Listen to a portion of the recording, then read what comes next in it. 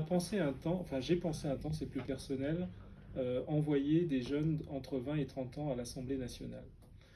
C'était possible, mais on est dans une période très difficile de notre histoire. Vraiment, il faut pouvoir le mesurer. Je le dis avec un peu de solennité, parce que finalement, on a presque l'impression qu'on voilà, on a sorti le champagne et que c'est la fête. Non, non, on est sur une élection législative où on envoie des personnes à l'Assemblée nationale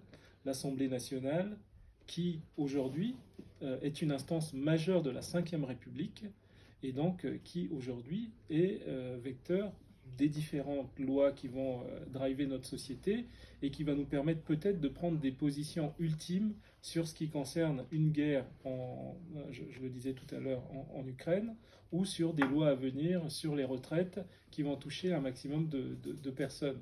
Alors, qui on envoie pour pouvoir défendre ces questions de retraite? Qui on envoie pour pouvoir défendre ces questions de guerre? Qui on envoie pour pouvoir défendre ces questions de pouvoir d'achat?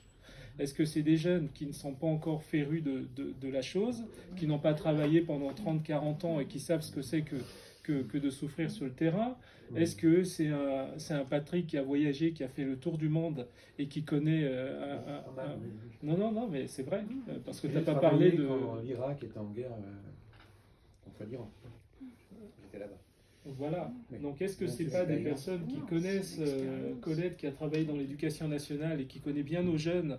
Est-ce que c'est pas des personnes comme ça? Est-ce que c'est pas Dabia qui a été en lien dans le milieu associatif?